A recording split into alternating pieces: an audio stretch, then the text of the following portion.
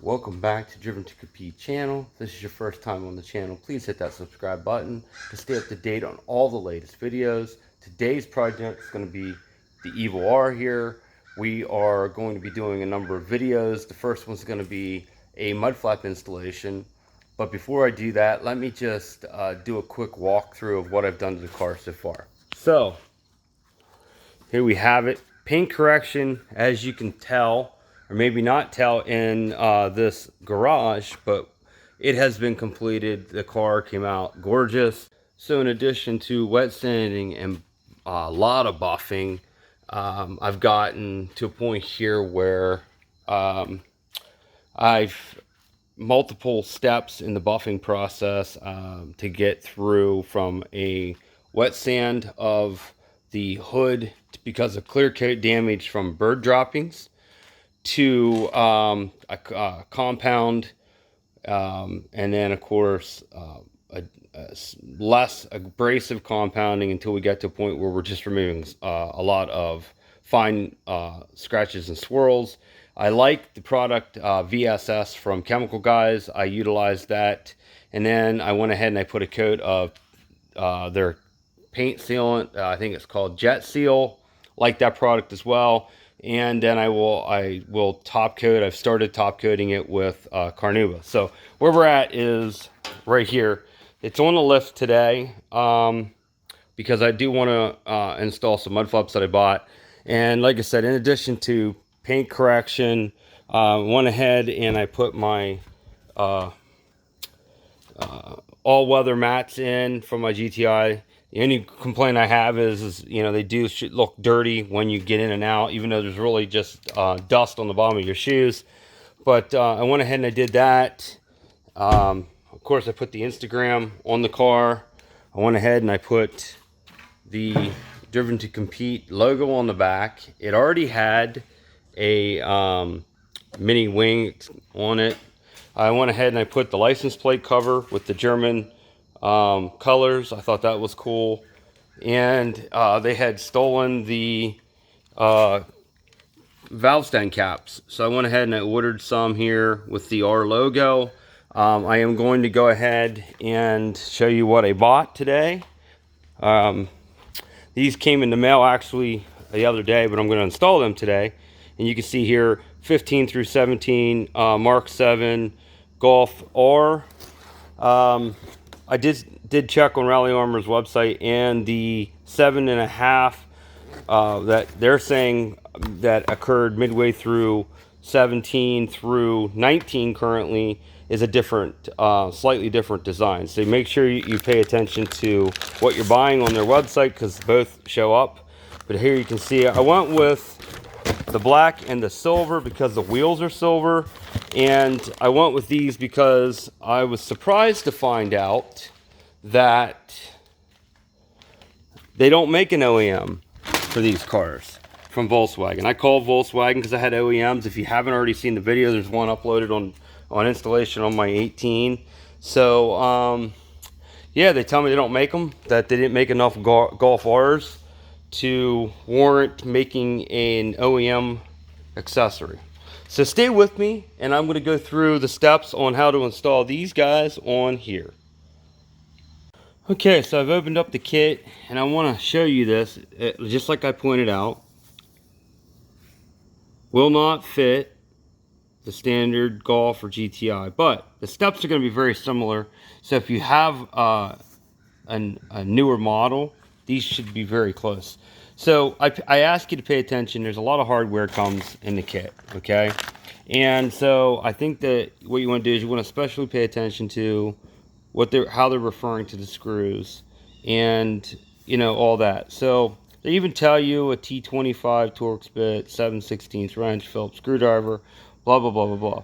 And you should always try to verify your quantities. I hate when you get through to the end and you realize you're short on something. So let's flip it over. Instructions tell you, first and foremost, that you don't have to remove the front wheels. You can turn them, which I've done, and I'll show you that in a minute. Here's a real big one. They tell you to bend this. So what I've done is I'm going to go ahead and I'm going to show you what one's been bent and one hasn't. And let me make sure that these are square. The one on the right here, if you can't see it, let me block that, is angled upwards. So all I did was grab it, just like they show. I grabbed this piece here, and I grabbed it right here, and I bent this where my finger's tapping on right here. I bent that piece downward, okay? So, and I went ahead and I've already applied the foam to the back. Again, this is not rocket science. Anybody can do this. And then they talk to you about how to install it and assemble it. So we're going to go ahead, and they're already telling you you need your mud flap itself, which we're going to do the driver's side first. So this would be the front. Okay, if you look in the picture, they're going to show you that that's what that's the one, and this is going to be the driver's side, because we are looking at it from the behind the car. You want the Rallyarmor showing. So this is going to be the edge that we're going to work on, and I'm going to go ahead and pull all the hardware together, get all the parts, and you know, you need to have one of these guys and some lock washers and some stuff. So I'm going to pull everything together, and we'll go to the next step. Okay, so I've gone ahead and I've turned my wheels. I've taken the T25 Torx head, removed the 2 screws from the factory. Let me see where I put those guys. Here they are, just to give you an idea. Remove those. You can do it by hand. Of course, I just use my drill here, but at the end of the day, you take that out. And I've gone ahead and I've pre-assembled the mud flap the way they tell you to in the instructions, and I noticed that it's going to be rubbing metal against here. So I went ahead, I had some clear brawl material left over from my door cups that I'm going to be doing in another video. So I went ahead and I put a piece of that on here so I don't have metal rubbing against the paint in the event I ever want to take the mud flaps off. I don't want there to be damage that, you know, looks poorly. So I'm going to go ahead and grab my mud flap here, and I'll mock it up for you. Okay, so I've gone ahead and mocked it up. So this is going to be the side facing this way on the car, and they tell you to bend that bracket, okay? And then you have the bracket that will mount between the mud flap and the body. Now, a couple things that I noticed. One, when you line this all up here, right? That's where I said about metal hitting the paint. I also noticed that this piece of metal right here needed to be bent so it would conform to the shape, the curvature here. Okay, so I still need to work on that a little bit, but I'm going to go ahead, I'm going to mock it up. One thing I noticed too is they have you bend this right here, right? So that when you mount it, right, do you see how this is here? You can always push right where my fingers are at and get this to bend back. So don't be afraid to overbend this, is my point. You know, they recommend a quarter of an inch. I mean, I went probably further than that, and I'm going to continue to play with it till I feel like the fitment's perfect. So what I'm going to do next is, oh, and another thing too, they tell you to mount this with this piece facing inward. And so I'm going to go ahead, I'm going to mock them up. I've got my plastic washers and my screws that they recommend. We're going to go ahead, I'm going to put everything in, screws in loosely, put it together enough that we can adjust it up and down, side to side, and play around with it before I tighten it up. And that should give you a very good understanding of how to install the front flap. Okay, so I've mocked this up. You can see it's really loose. It's meant to be. I can tell you there's a couple things I wanted to show you. Do you see how when I talked about the curvature, how you want to bend that so that when you draw this tight, right, you don't have a gap in here that you can collect dirt and stuff. So a couple things. I'm not a fan of this piece right here, how it comes out. So I'm going to probably take this back apart and work on bending this a little bit differently so that I get it to come back, to go back in a little further. But they talk to you about it. You have movement. Listen, you can bring these out or you can take them in. I'm going to move them in as far as they'll go. I don't want a ton of mud flaps sticking out. I will probably most likely put a level to make sure I have it. Yes, because I'm anal retentive. It's my OCD. I will put a level on this end here. And I believe the way the flap's designed, if I get this level on the outside edge, the rest will come into place. But that's an idea of what that front's going to look like on the car. Again, they're meant to be a bit bulky. They do have some adjustments side to side. If I wanted to move them out, I could come out as far as you can see here. I could come out that far. I'm not going to do that. I'm going to go in as far as they'll let me adjust.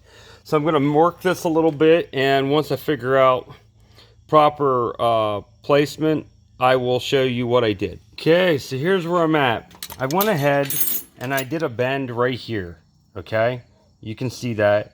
I tweaked this right here a little bit, and of course this here. And then I trimmed a small portion off of the, here. I trimmed about that much off, and I'll tell you why. Because I definitely want to make sure I have plenty of clearance on everything. But here's how the fitment looks when you have it in there, okay? It's nice and tight. I mean, right there, fits nice. As you can see, that's tight, the fit's close. It's not rubbing, but it's darn close to everything. I think that's a better fitment. So I'm gonna go ahead and mock it up again, and then we can tighten it down. Okay, so what I've done is I've gone ahead and I showed you the back side here. I'm going to go ahead and show you what it should look like in the front. Again, you want to keep everything loose so all your holes have an opportunity to line up. So these right here are just barely, right there, are just barely tight. And I'm going to go ahead and mock it up here, and I'll show you exactly where we're at.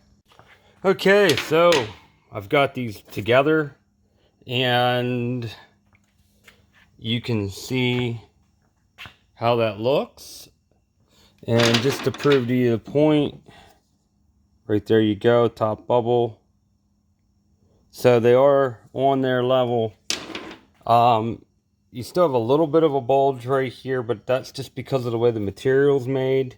But you can see from this angle, you know, they look pretty good. I don't know. I'm going to turn the wheels here and check it, but should not have any issues. I would think that they already checked all this before they put the package together. So there you go. There you have it. That's the front set. The back set, you have to remove the back wheels for. So I'll be doing that in the next step. Okay, so I've gone ahead and I've taken the key off. I'm using a 17 millimeter impact. I love these guns. Listen, if you don't have one of these and you do stuff at your house, you need one, trust me. So pull it off, set it aside. So I'm going to go ahead and do the rest of these, and we'll get this wheel off. Okay, so the instructions tell you start with one of these guys, okay? And there's you want to bend it. First of all, you're going to give it a curvature, just to give you an idea. You know, there's a curvature there because this has a shape to it that's similar.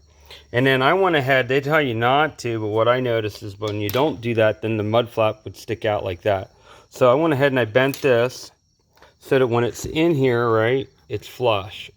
So let me see if I can give you an idea of what that's going to look like. Okay, so right there, you can see how it's following the shape of the wheel well. Then they tell you to assemble your stuff.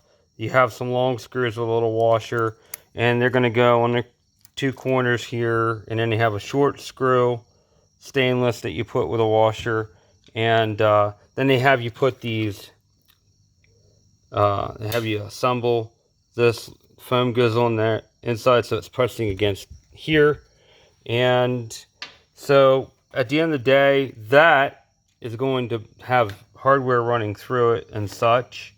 So it'd actually be, this will be between the car and the back of the mudguard, kind of like we did up front there. Okay, so let me go ahead and assemble it and get it in place so you can kind of see it better. Okay, so I've gone ahead, I put the smaller ones. You're reusing the holes from the original hardware that came out. That one that we took out, you do want to put that back in. And then these are going into the hardware using that, using one of these. So again, you know, this fits. I'm not a fan. You can see the hardware from down underneath here. You know, I'm not a fan of being able to see that. We're going to play with it a little bit, see if I can get it to move up slightly. And then I want to also make sure I have the alignment correct, and then I'll tighten them up. Okay, so I've lifted the wheel back on. I'm going to go ahead and start these guys by hand. Here we go. Using a, what did I tell you before? 17 millimeter. Going to start it just so I know it's on there. It's not going to cross thread. I'm going to go ahead and set the key in there to the wheel lock and get that started. All right, once I've got that started, I'm going to go to my, I bought these. These are not an expensive, but these are from Harbor Freight. And let me just take a minute here. They're torque sticks, okay? And what torque sticks do is they go on your drill, right? And they have different tightnesses. So here's 100 foot-pounds, there's 90, 110. So they go the whole way up to 150 and the whole way down to 65. I bought this set on sale at Harbor Freight. It was worth every penny. I use it all the time. So what I'm going to do is I'm going to use the torque stick to tighten these guys. So all I do is I put it on my impact gun, put that in on there.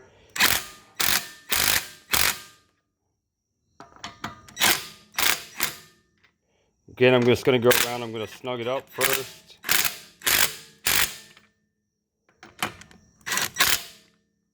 I'm not getting into anything fancy here. I want to make sure the wheel seems like it's on square. I'm looking at the back of it when I rotate it. I'm looking back at the alignment. Everything looks good because they're centric rings. I always try. So now I'm on it, and you just keep on it. It will only let you tighten. I have the 100 foot-pounds out right now. So right there, it's telling me it's tight. I'm going to go in a star pattern.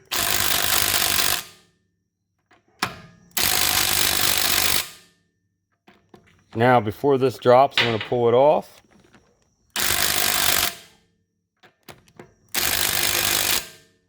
Okay, so there you have it. I could go over it again, and I can start back at number 1 again and make sure that it doesn't move anymore. It's not.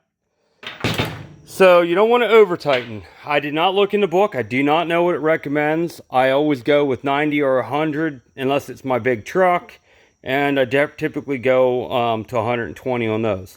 But you know, if you over tighten, you can warp these guys, these rotors and such, because of the way it pulls on everything. So once you're done there, you want to pull your caps. Okay, line it up, push it on. Really simple. Now, you do have a special one for the wheel locks. You want to make sure you line that up, and it won't go on until it lines up. See, it's pretty dummy proof at this point. I just wanted to show you how to do this. I always go back over them, make sure they're on, because they aren't cheap to replace. And let's take a sec here and take a look. They do hang down quite a bit in the back. Okay, so let's take a look here. They do hang down more than I would care for in the back, but that's the style of it. They give plenty of protection. You're not going to be throwing stuff back. I really wanted them specifically for the front, but I didn't want to just throw them on the front because I thought it would look silly. But I wanted to protect from stuff. When you're turning your wheels and tires, you've got stuff thrown back. So overall, there you go. There you have it. And gives you an idea of, and again, you can go with different colors. Rallyarmor makes this in blue, red, dark gray, white, and silver. And I did silver. So I wanted to match the wheels. But you can see without and with makes a difference. Anyway, so with that said, I can't say thank you enough for sticking through the video. I will say that it's not a hard project. Just take your time and knock it out. It should take you about an hour to do. And I think the the outcome speaks for itself. If you have a Golf R, you know somebody that has one, please recommend the channel. And because I'm going to keep uploading videos as I do more things to it. I want to do the a catch can under the hood for the oil. I have the turbo inlet pipe I want to do at some point. I'd like to put a blow-off valve on it, change the intake. Everything that I'm going to do eventually will be on its way to a hopefully a stage 2 APR tune. So just keep checking back. Again, thank you for watching Driven to Compete. Watch, like, subscribe. Have a great day.